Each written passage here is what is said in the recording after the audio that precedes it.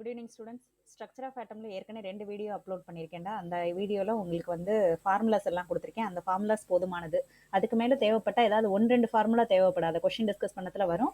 அதை நீங்கள் அங்கே சேர்த்து எழுதி வச்சுக்கிடலாம். ஸோ அதுக்கு மேலே ரொம்ப படித்து டயத்தை வேஸ்ட் பண்ணிக்கிற வேணாண்டா. நோட்ஸ் ரொம்ப படிக்க வேண்டாம். கொஷின்ஸ் ஒர்க் அவுட் பண்ணும்போது நோட்ஸை போய் ரெஃபர் பண்ணிக்கோங்க டவுட் வர்ற இடத்துல. அப்படின்னா படித்த மாதிரியும் இருக்கும், தட் இஸ் கான்செப்டும் கிளியர் ஆன மாதிரி இருக்கும். ஸோ புக்கை எடுத்து பக்கத்தில் வச்சுக்கோங்க, பட் நோட்ஸ் படிக்க வேண்டாம். நான் இந்த ரேண்டமாக கொஷின் செலக்ட் பண்ணி அதை உங்களுக்கு சால்வ் பண்ணி காட்டுறேன். கொஷின் நம்பர் 8 சால்வ் பண்ணுவோம்.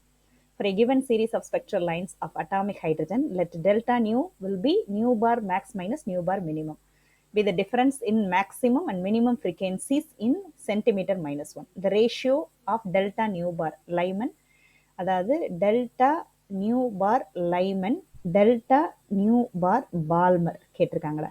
டெல்டா நியூவை அவங்க என்னன்னு சொல்லியிருக்காங்க அப்படின்னா nu bar max minus nu bar minimum. Lyman கேஸுக்கு மேக்ஸுக்கு வரும். நியூ பாருங்கிறது உங்களுக்கு என்னன்னு தெரியும், 1/λ இல்லையா. 1/λ மேக்ஸ் எது இந்த கேஸ். நியூ பார் மேக்ஸுக்கு பதிலாக 1/λ மேக்ஸ், ரைட். இது லைமனுக்கு நான் இப்போ எழுதுறேன் அப்படின்னா எப்படி எழுதலாம், RH. லைமனில் மேக்ஸிமம் வேவ்லென்த் எதுக்கு இருக்கும் அப்படின்னா ஃபர்ஸ்ட் டிரான்சிஷனுக்கு தான். எல்லாத்துலேயுமே எல்லா சீரீஸ்லேயுமே ஃபர்ஸ்ட் டிரான்சிஷனுக்கு மினிமம் எனர்ஜி மேக்ஸிமம் வேவ்லென்த். அப்போ 2 to 1, higher energy level 2, lower energy level 1. இசட்டுக்கு பதிலாக 1 தாண்டா. இசட் ஸ்கொயர் 1/n1 ஸ்கொயர்ங்கிறதுக்கு பதிலாக 1 மைனஸ் 1/4, ரைட். ஸோ இது 1/λ மேக்ஸ் ஃபார் லைமன். இதே மாதிரி 1/λ மினிமம் ஃபார் லைமன் என்ன அப்படின்னா அதே RH தாண்டா. ஆனால் என்ன 1 இங்கே 1/1 தான் வரப்போகுது. ஆனால் லாஸ்ட் டிரான்சிஷனுக்கு தான் higher energy minimum wavelength. So 1 minus 1/∞ இது 1ன்னு ஆயிரும், ரைட். இதே மாதிரி பால்மருக்கு பண்ணுவோம். 1/λ மேக்ஸ் பால்மருக்கு பண்ணுறேன். அது என்ன பண்ணா RH இசட் ஸ்கொயருக்கு பதிலாக 1, 1 பால்மர் சீரீஸ்னா லோவர் எனர்ஜி லெவல் 2 இல்லையா.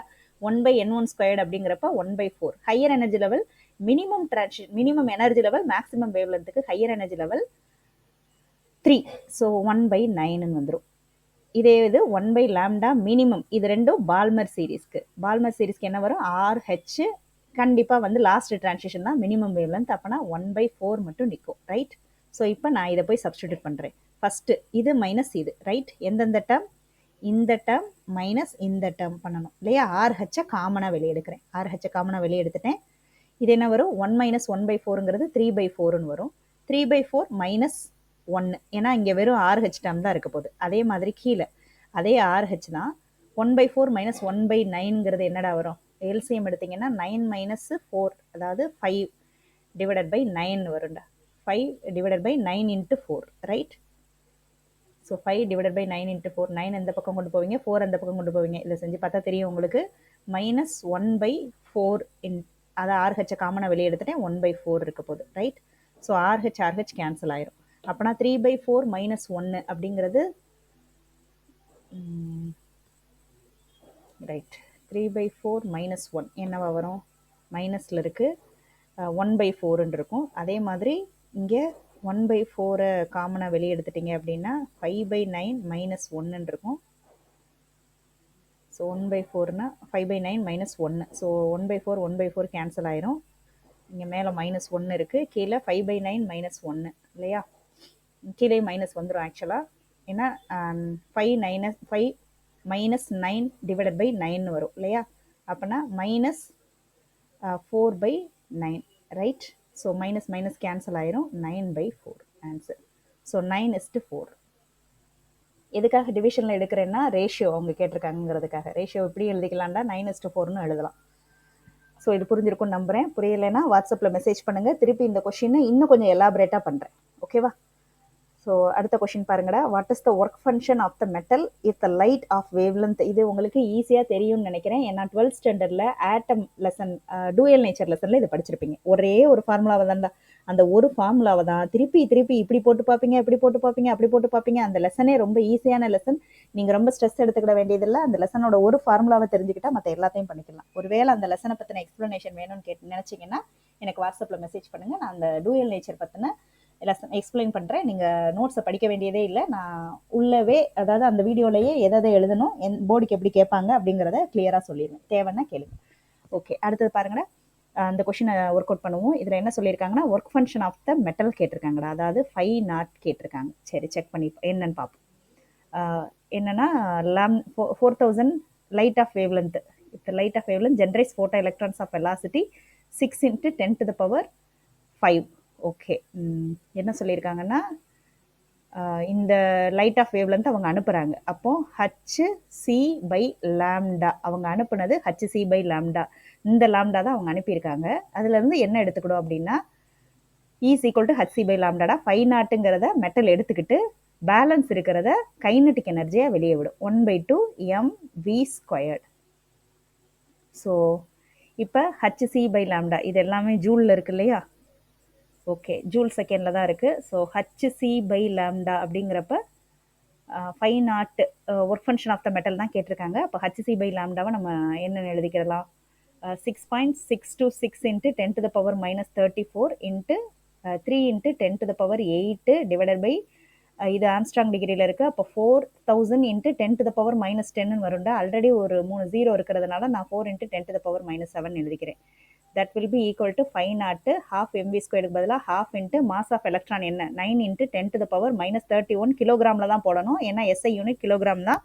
இங்கே நம்மளுக்கு ஜூல் வரணும்னா இதை கிலோகிராமில் தான் நீங்கள் சப்ஸ்டியூட் பண்ணணும். அப்புறம் வெலாசிட்டி ஸ்கொயர், வெலாசிட்டி வந்து என்ன வருது அவங்க கொடுத்துருக்காங்க 6 into 10 to the power 5², right? So அப்போ 36 into 10 to the power 10ன்னு வரும் இல்லையா? ஸோ அப்போ என்ன ஆகும் அப்படின்னா இது 18 வந்துடும். So 10 to the power minus 10, இது என்னது 10 to the power minus 31 இருக்குது இல்லையா? 31 10 அப்படின்னா இங்கே இருக்கிற டேர்ம் மட்டும் என்னவா வரும்? 9 into 18 into 10 to the power minus 21 வருது. இங்கே என்ன வருதுன்னு பார்ப்போம். 5 நாட் அப்படியே இருக்கட்டும். இந்த இது என்ன வரும் அப்படின்னா 4th டேபிளால் கேன்சல் பண்ணி விட்டுட்டோம் அப்படின்னா 4 into 10 to the power, okay right.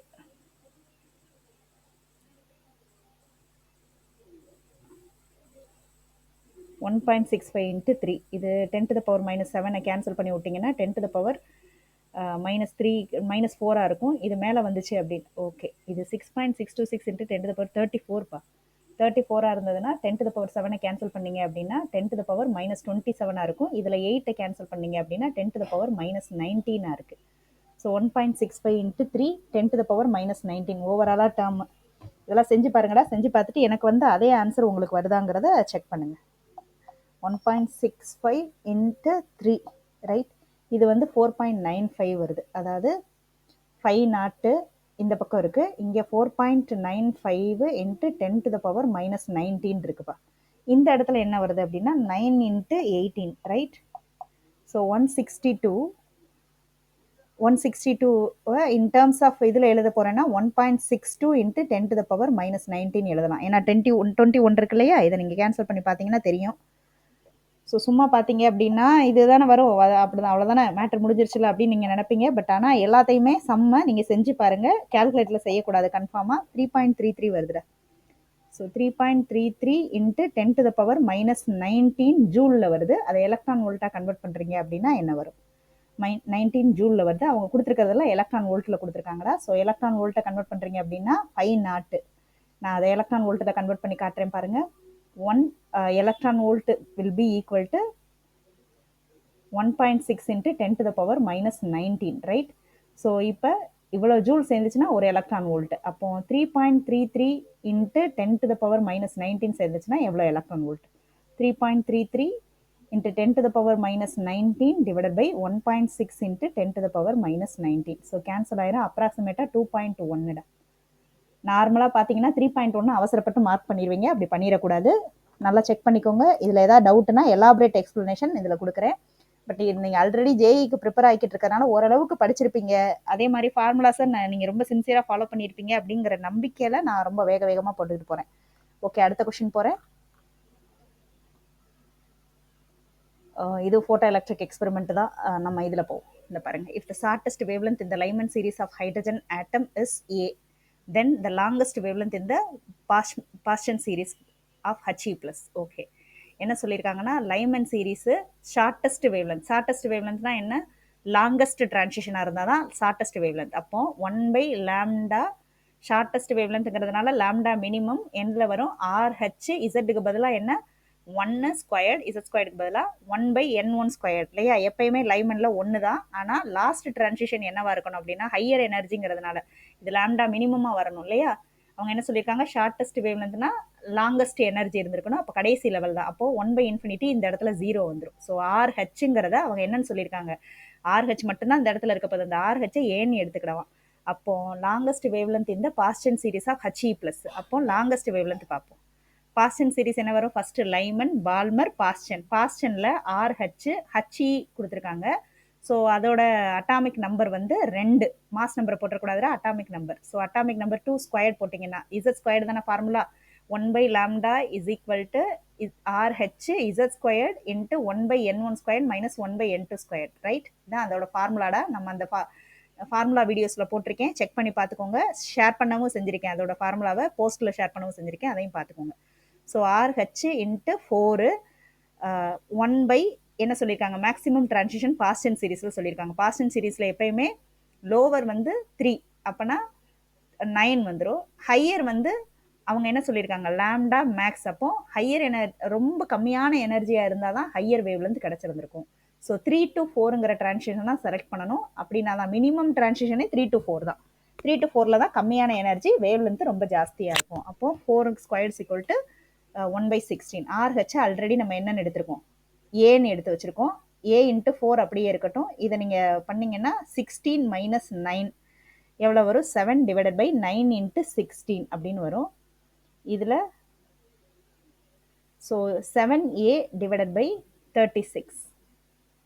இது வந்து 1/λ இல்லையா? அவங்க என்ன கேட்டிருக்காங்க, வேவ் லாம்டா தான் கேட்டிருக்காங்க. இப்போ 36 divided by 7a.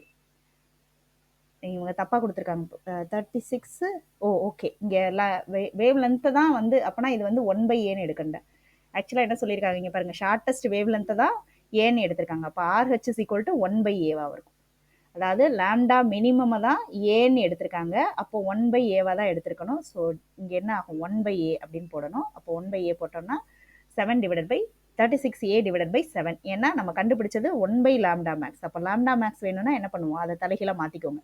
36a divided by 7. So option D. Okay, இப்போ இந்த கொஷின் சால்வ் பண்ணுவோம்டா. இந்த கொஷினுக்கு நான் ஆல்ரெடி ஒரு தடவை பண்ணி பார்த்தேன். இது ரீடேக் எடுத்துக்கிட்டு இருக்கேன் இந்த வீடியோ. சரி, ஓகே. இங்கே இப்போ பாருங்கடா, இது வந்து கே இசட், இது என்ன வரும், டோட்டல் எனர்ஜி. டோட்டல் எனர்ஜிக்கு இந்த ஃபார்முலா தெரிஞ்சிருக்கணும். ஆனால் நீங்கள் என்ன பண்ணியிருப்பீங்க, கெமிஸ்ட்ரியை பொறுத்த வரைக்கும் ஃபார்முலா தேவையில்லைன்னு -13.6 Z square divided by N square இதை மட்டும் படித்து வச்சிருப்பீங்க. இது தப்புடா. ஆக்சுவலாக முன்னாடி இப்படிலாம் இந்த ஃபார்முலா வச்சு பண்ணிடலாம். இப்போல்லாம் லேட்டஸ்ட்டாக வரதுக்கு ஃபிசிக்ஸ் ஓரியன்டாகவும் கேட்கறதுனால அதை வச்சு பண்ண முடியாது. அதனால் என்ன பண்ணணும்னா, அந்த ஃபார்முலா இருக்கு இல்லையா, கடைசியாக என்ன பண்ணியிருப்பீங்க, 1/2 K Z E square divided by N square RN பண்ணியிருப்பீங்க இல்லையா? அதாவது என்னதுடா, kinetic energy plus potential energy ரெண்டுக்கு வரணும். கைனடிக் எனர்ஜினா 1/2 mv ஸ்கொயர். இதை நான் அந்த டெரிவேஷனில் போட்டு காமிச்சிருக்கேன், செக் பண்ணிக்கோங்க. பொட்டன்ஷியல் எனர்ஜினா கே இசட் இ ஒரு சார்ஜ், எலக்ட்ரானுடைய charge divided by R N.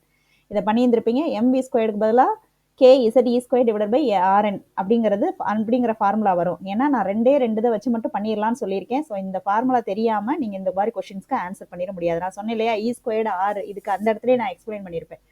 E squared 6 என் மேலே வருமா கீழே வருமாங்கிறது தெரியாது. இப்போ நீங்கள் இதை செக் பண்ணி பார்த்தீங்கன்னா உங்களுக்கு தெரிஞ்சிடும். இசட் வந்து 1, ஆறுங்கிறது ரேடியஸ் ஆஃப் த எலக்ட்ரான், அவங்க ஆறுன்னு கொடுத்துருக்காங்க. So proportional to what, -1/2 E square divided by R. இதாண்ட ஆன்சர். ஸோ இது தெரியல அப்படின்னா பண்ண முடியாது. ஸோ ஃபிசிக்ஸுக்கு படிக்கிறதுனால கையோட சேர்த்து இதை கெமிஸ்ட்ரிக்கும் சேர்த்து படிச்சு வச்சிருங்க. இங்கே பாருங்கள், இது இன்னொரு இன்ட்ரெஸ்டிங் கொஷின்.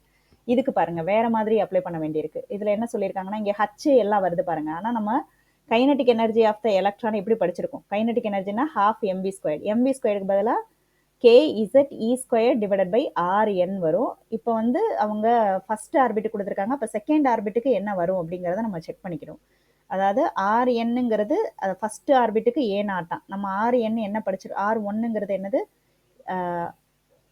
R1 சரி N1 போடுறேன் பாருங்க. R1 will be equal to 0.53 Z squared divided by N squared. அந்த வேல்யூவை அவங்க 1ன்னு கொடுத்துட்டாங்க. அதாவது ஹைட்ரஜனுக்கு ZN எல்லாமே ஒன்று தான் வரப்போகுது கிரவுண்ட் ஸ்டேட்டுக்கு, அதை ஏ நாட்டுன்னு கொடுத்துருக்காங்க. அப்போ 0.53 1. அப்போ R2 நம்ம எப்படி எழுதலாம், 0.53 × 10⁻10 சேர்த்து 1டா, 0.53 × 10⁻10, ஏன்னா ஆம்ஸ்ட்ராங் டிகிரியில் இருக்க போது Z squared divided by N squaredங்கிறப்ப Z 1 தான், செகண்ட் ஆர்பிட்னு சொல்லிட்டாங்க. அப்போ 4 இல்லையா? அப்போனா a0 டிவைடட் பை 4 இதான் நம்மளுக்கு வந்து z square divided by n square divided by z. தப்பாக போடுறேன். n square divided by z. Check பண்ணி பார்த்தீங்கன்னா தெரியும். இதை நான் இங்கே இந்த இடத்துல கேன்சல் பண்ணுறேன்டா. n square divided by z. ஆருக்கு பார்த்தீங்கன்னா n square divided by z. So இப்போ என்ன வரும் அப்படின்னா 4 டிவைடட் பை 1ன்னு வரும் இந்த இடத்துல. அப்போனா a0 இன்ட்டு 4 ரைட். ஸோ 4 a0ன்னு வரப்போகுது rnக்கு பதிலாக. rn கண்டுபிடிச்சிட்டேன். ஆனால் kz ஸ்கொயருக்கு பதிலாக எதை சப்ஸ்டியூட் பண்ணுறது? ஆக்சுவலாக 1/2 mv ஸ்கொயர்டு இந்த ஃபார்முலா நம்மளுக்கு தெரியும் இல்லையா? இதுலேருந்து வரும். ஏன்னா ஹச் இருக்கு இல்லையா? அதனால நம்ம அந்த மாதிரியான ஃபார்முலா உள்ளே கொண்டு வரணுங்கிறதுக்காண்டி nh/2π அதுக்கு அப்ளை பண்ணுவோம். mvn rn is equal to nh/2π. இப்போ கைனட்டிக் எனர்ஜினா இதுதான். அப்போ 1/2 அப்படியே எடுத்துக்கிறேன், m அப்படியே எடுத்துக்கிறேன். v ஸ்கொயருக்கு பதிலாக n squared h squared divided by 4π squared, கீழே மறுபடியும் m ஸ்கொயர்டு rn ஸ்கொயர்டுன்னு வரும். அப்போ என்ன ஆகும்? m கேன்சல் ஆயிரும். அப்போனா என்ன வருது?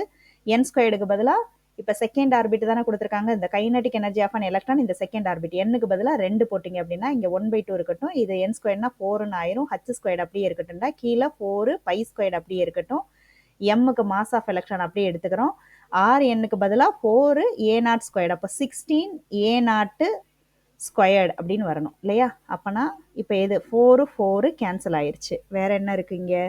பை ஸ்கொயர்டு தான் இருக்குது. ஸோ இப்போ இது என்ன வரும் அப்படின்னா 32 கீழே h ஸ்கொயர்டு, இங்கே கீழே பை ஸ்கொயர்டு, அப்புறம் m a0 ஸ்கொயர்டு ரைட். இங்கே பாருங்கள், இதுக்கு நம்ம என்ன பண்ணியிருக்கோம்? mv ஸ்கொயர்டுக்கு இன் டேர்ம்ஸ் ஆஃப் ஹச்சில் வேணுங்கிறதுக்காக இந்த ஃபார்முலா அப்ளை பண்ணியிருக்கோம். செஞ்சு பாருங்கள். செஞ்சு பார்த்தா உங்களுக்கு ஆக்சுவலாக இந்த வீடியோவை பாஸ் பண்ணிவிட்டு இந்த இடத்துல செஞ்சு பார்த்துட்டு ஆன்சர் வருதான்னு பாருங்கள். இல்லை நான் பண்ணினதை நீங்கள் பார்த்துட்டு பண்ணுறீங்க அப்படின்னாலும் ஓகே. நான் பண்ணினதை பார்த்துட்டு அதுக்கப்புறம் நீங்கள் திருப்பி போய் ஒருக்கா செக் பண்ணிக்கோங்க, நீங்கள் உங்களுக்கு இதே மாதிரி ஆன்சர் வருதா அப்படின்னு. ஸோ ஆன்சர் வந்து கண்டுபிடிச்சிட்டோம். அடுத்ததுக்கு போகலாம். இதை ரைட் ஆர்பிட்டால் இது எல்லாமே இப்போ நான் வந்து நம்மளோட ஓகேடா, இது எல்லாமே ஃபிசிக்ஸ் பேஸ்டு கொஷினை ஒர்க் அவுட் பண்ணி போட்டிருக்கேன் இந்த வீடியோவில். அடுத்த வீடியோவில் வந்து குவாண்டம் நம்பர் பேஸ் பண்ணி ஒர்க் அவுட் பண்ணி போட்டுறேன். தேங்க்யூப்பா.